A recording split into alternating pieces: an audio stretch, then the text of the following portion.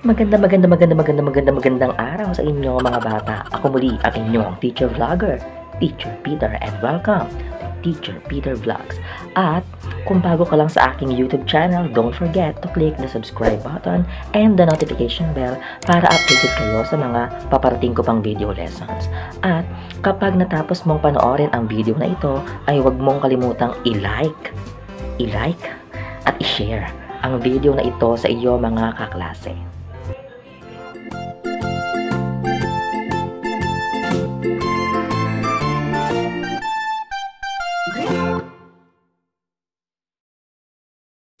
Hello once again mga bata, ako muli si Teacher Peter and welcome to Teacher Peter Vlogs. Sa video na ito ay ating pag-aaralan at pag-uusapan ang tungkol sa properties of multiplication. Pero bago yon, magkaroon muna tayo ng isang pagbabalik-aral. 7 times 4 is equal to 28. Sa multiplication sentence na ito, ano ang tawag natin sa 7 at sa 4? Ang 7 at ang 4 ay tinatawag nating mga factors. Sa mga factors na ito, ano ang tawag natin sa 7? Ang 7 sa multiplication sentence na ito ay ang ating multiplicand. Ano naman ang tawag natin sa 4? Ang 4 naman ay ang ating multiplier. Ano naman ang tawag natin sa 28? Ang 28 ang tinatawag nating product na sagot sa multiplication. Ngayon ay dumako tayo sa ating aralin tungkol sa properties of multiplication. Unang property ng multiplication. Identity property of multiplication. Ano ba ang identity property of multiplication? Kapag sinabing identity property of multiplication, lahat ng number na imo-multiply sa 1 ay magre-resulta pa rin sa katulad na bilang. Halimbawa,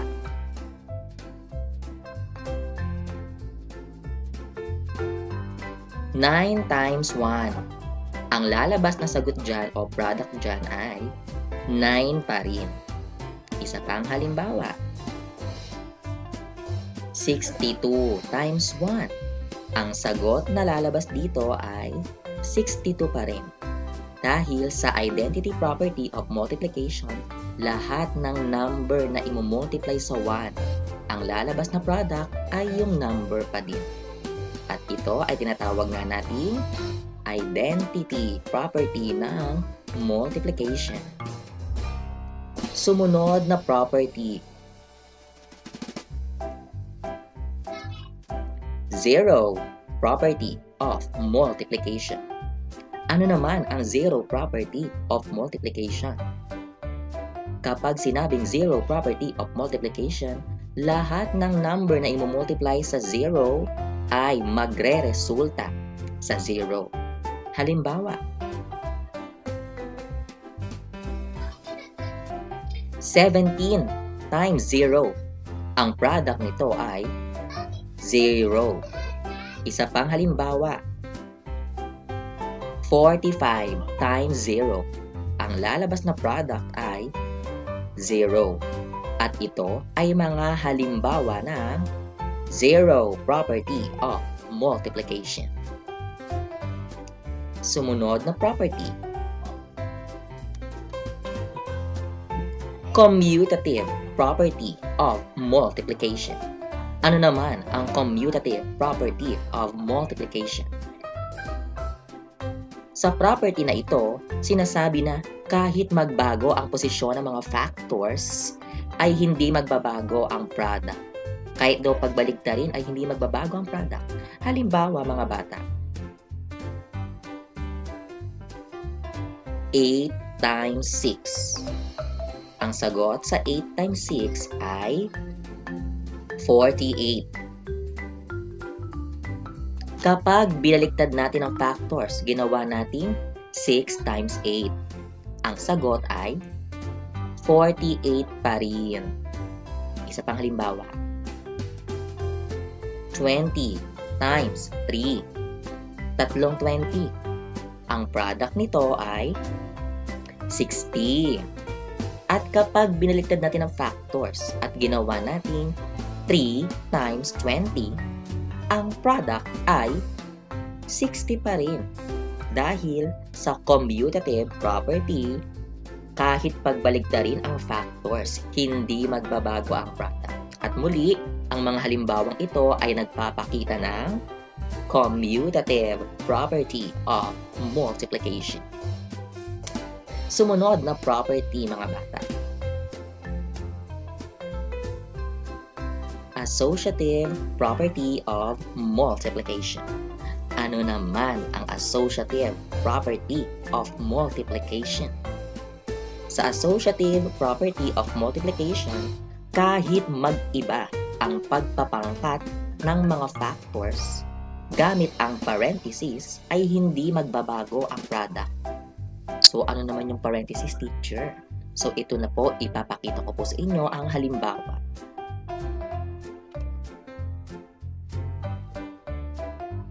Sa ating unang multiplication sentence, meron tayong 3 times 5 times 4. At pansinin ninyo ang 5 at ang 4. Sila ang nasa loob ng parentheses. Sila ang magkapangkat ngayon. So, sagutin natin ito, mga bata. So, yung 3, wala siyang kapangkat. So, i-bring down natin siya. Yan, 3 times. Ngayon ay sagutin natin yung dalawang magkapangkat na factor sa loob ng parentheses. 5 times 4. 20. 3 times 20. 60. Ngayon naman ay magkaroon ulit tayo ng isa pang multiplication sentence. Ngayon, sa multiplication sentence na ito, ang magka-partner naman o magkapangkat ay ang 3 at ang 5. So, 3 times 5. 15. At dahil walang ka-partner ang 4, i-bring down natin ito. 15 times 4 or 4 na 15. Ang sagot o ang product ay 60. Yan ang associative property of multiplication. Isa pang halimbawa kung hindi pa nag-gets. Ayan. 4 times 2 times 6. Ang magkapangkat na factors dito ngayon ay ang 2 at 6. So, sagutin muna natin ito. Tignan natin. I-bring down natin ang 4 times. Ano ang sagot sa factors na nasa loob ng parentheses? 2 times 6. 12. 4 times 12. Ang sagot dito ay 48. Ngayon naman, ay magkaroon tayo ng isa pang multiplication sentence. Sa ngayon, ang magkapangkat o magkapartner naman ay ang 4 at 2. Ang 6 naman ang nawala ng kapangkat o kapartner. Sagutin natin ang mga factors na nasa loob ng parentheses. 4 times 2. Ang sagot ay 8. Bring down times 6. 8 times 6. 48. Sa ating mga halimbawa, nakita natin na kahit nag-iba ang pagpapangkat ng mga factors, ay hindi nakaapekto ito sa ating mga product. At ito ay halimbawa ng associative property of multiplication. sumunod na property. Distributive property ng multiplication. Ano naman ang distributive property ng multiplication? Sa distributive property ng multiplication, kahit na i-breakdown ang isang factor sa dalawang addends, ang product nito ay hindi magbabago. Kapag sinabi nating breakdown, pinaghiwalay.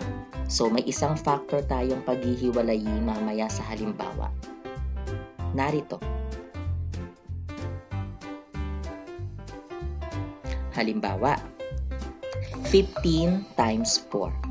Ang 15 times 4 ay katulad din ng 10 times 4 plus 5 times 4. Sa 15 times 4 ay ating i-break down o pinaghiwalay ang 15 at ginawa natin itong 10 at 5. At ang 10 at 5 na yon ang ating i-distribute sa isa pang factor na 4. Ngayon ay sagutin muna natin ang 15 times 4. Ano ang product ng 15 times 4? 60. Ngayon ay ating sagutin ang nasa kabilang multiplication sentence. 10 times 4. 40 plus 5 times 4. 20. Ang mga product na ito ay atin ngayong i-add. 40 plus 20. Ang sagot o product ay 60. Isa pang halimbawa.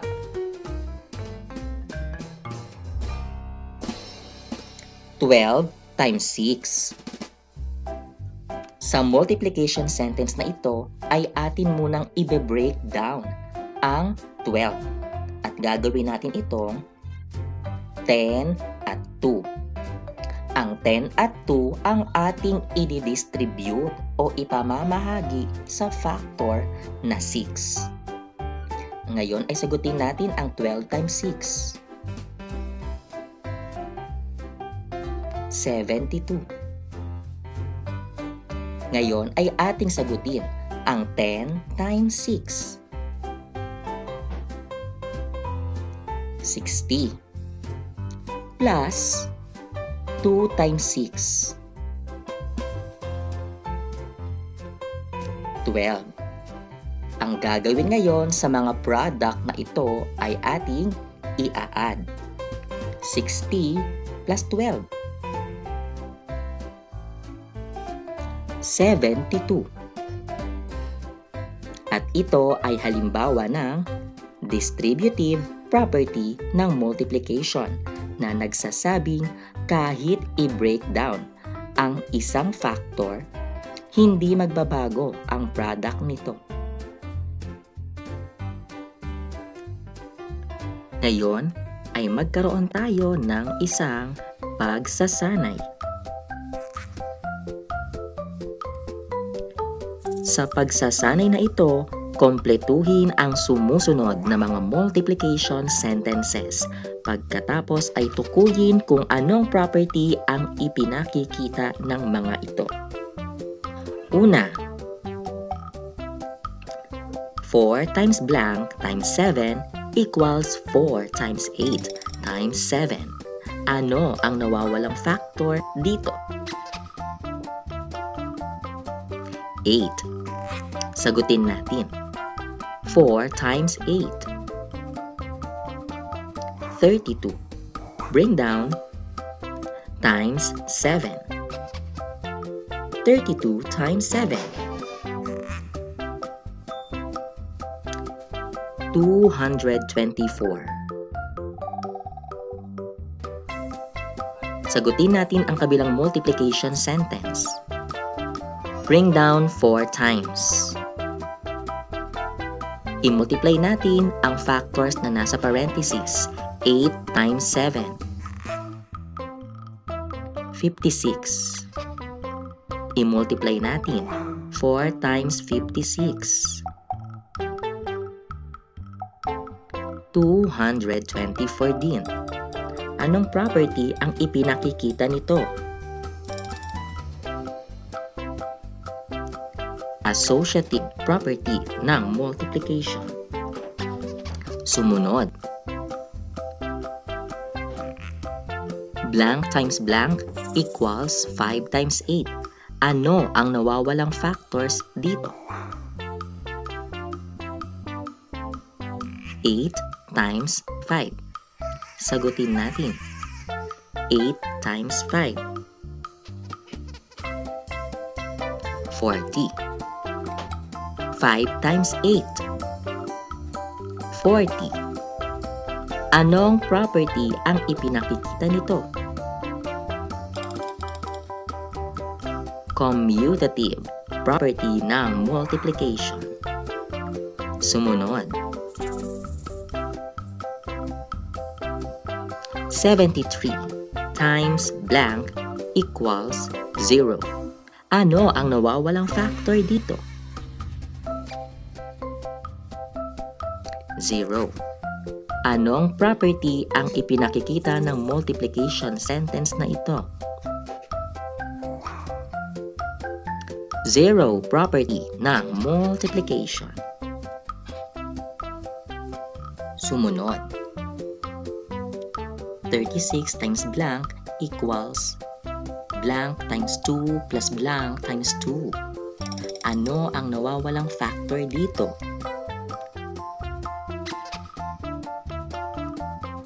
2. Ngayon ay ating i-breakdown ang 36 at ipamahagi sa factor na 2. 30 at 6. Sagutin natin ang 36 times 2 o dalawang 36. Ano ang product nito? 72. Ngayon ay sagutin natin ang nasa kabang multiplication sentence. 30 times 2 o dalawang 30. 60 plus 6 times 2 o dalawang 6. 12. Ang mga product na 60 at 12 ay ating i-add. 60 plus 12.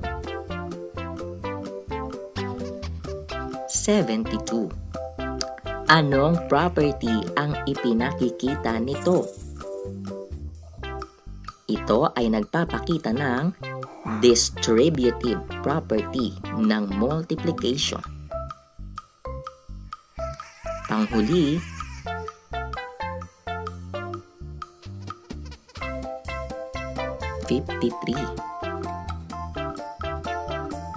blank times 1. Ano ang nawawalang factor upang makuha ang 53?